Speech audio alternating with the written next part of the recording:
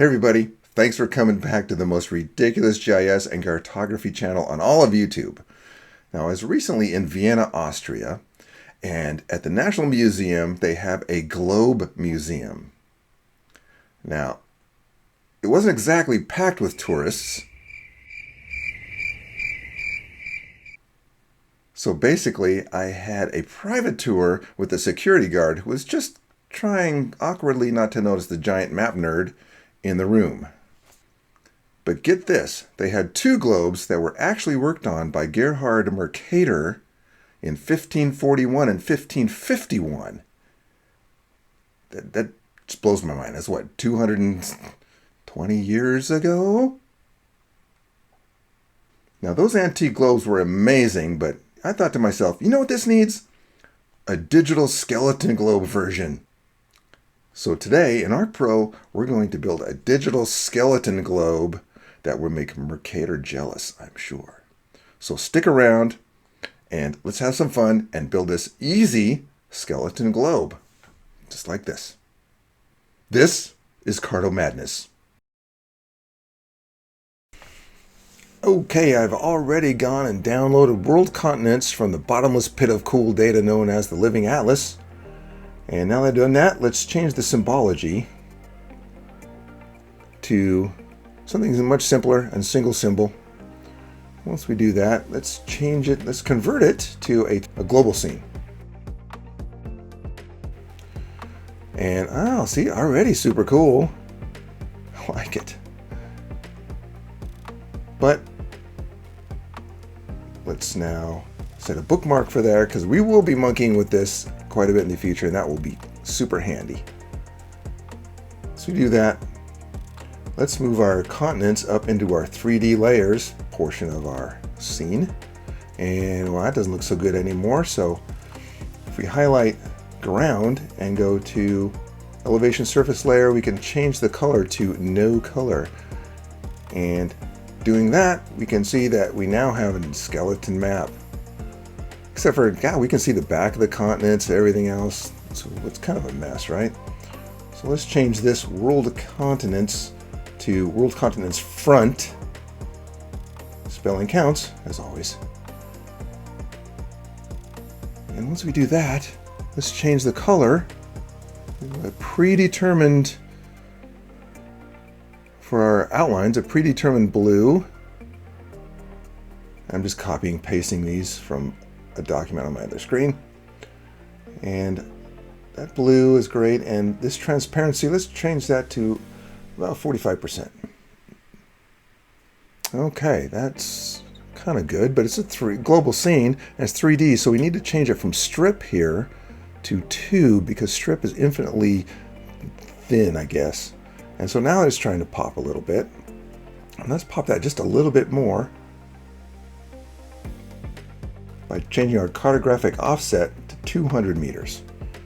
That'll just bring it up and you can't tell when the animation's done.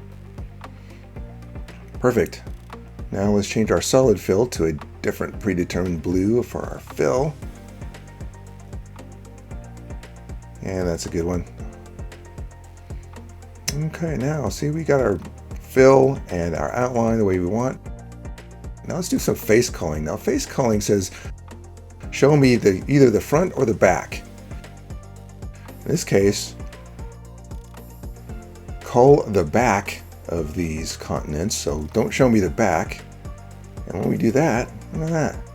Now we only see the front of the continents. The backs are transparent at this point.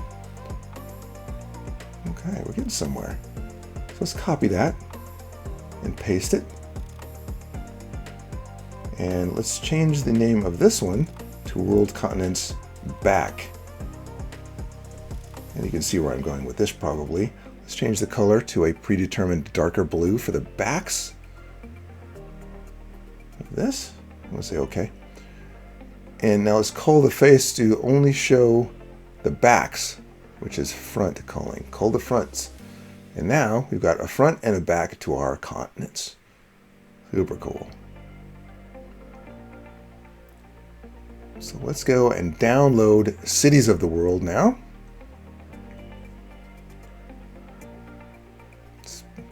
It only finds it if you spell it right. And we'll add that to the map. And when it comes in, it has like graduated symbology, but we don't want that, do we? We want symbology, and we want it to be simple. We want it just to be a single symbol, like this. Beautiful. Now let's change that. That's great, but now they're showing through. We'll deal with that in a minute, but I want Firefly from ESRI, and specifically the great and powerful John Nelson, who invented Firefly. Thanks, John. I use it all the time. And I've downloaded that from the ESRI website. And just find it, and if it's an old style, just say yes, update it, please. And use Firefly. Okay, cool. Let's change the properties, and let's change the size of this symbol a little bit. The center, the hot portion should be 5, and the outside portion should be 10. Pretty good. And now let's go and to our feature layer and change that transparency overall of that layer to 80. Now it shows just a little bit. And yeah, we can see through it. You can see them on the back side too. But if we change our farthest distance here to 80 million in my case, which is just trial and error, now it shows only those that are 80 million and closer. So it doesn't show through the back. Right on, right? That's pretty rad. So let's go to the ESRI website and look for world latitude and longitude grids, because everything's cooler with a grid, right? Now this is a map pack, or a layer package, excuse me. It's a layer package, and let's download that. And once we download it, go up here to our add data and browse to it. And there it is. Oh, there it is. And once we say OK, it drops that in our map. And there's way too many lats and longs on there. So let's change that and put a definition query. Only show me the 10 degree, in this case, degree 10 is yes. Only show me the 10 degree lines. And once we do that, it is much closer, hopefully, once it comes in. Yeah, it's much closer to what I see in my mind's eye for this map. So let's change the symbology of that from whatever color that is, green, to another predetermined blue, and a transparency of 75 in this case. And also let's make that again a tube, and let's make it the width even smaller, like 0.15.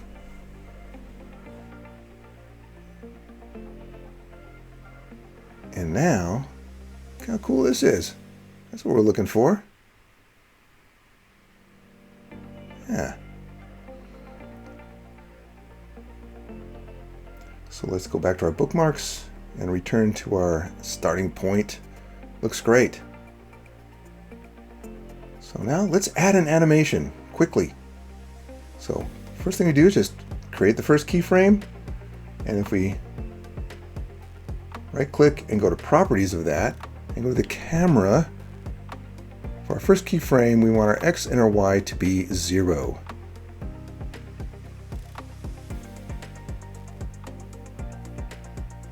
Well, 1 0 is plenty.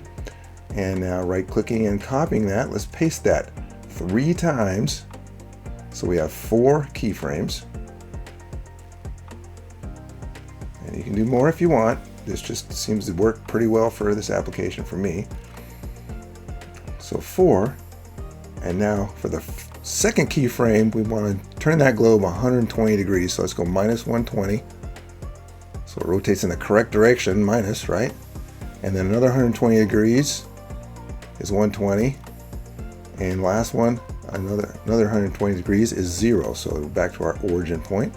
And if we press play, look at that. We have a rotating globe in the correct direction. Now it's a little fast, so one thing we can do is right up here, we can change our duration to 15 seconds instead of 9. Slow it down just a little bit. And let's go ahead and push play. And there we go. And it's a little jerky, but once we make our movie here in just a moment, it will be way, way smoother. I like it. Pretty cool, huh? Pretty rad. Alright, so let's make a movie of that. Let's go up here, movie. And it's a YouTube movie. And we can name it what we want and put it where we need to. In this case, Skeleton Globe Animation. Skeleton Globe Animation. Perfect. Now let's look at this and make sure it's an MP4. And we'll take the rest of the defaults, and when we say export, after many, many, many minutes, which I've spared you, we get a nice MP4 animation of a rotating futuristic globe that even Mercator would be proud of. Hey, thanks for checking it out, guys. See you next time. Hey, and I'll see you down at the conference in a week. Bye.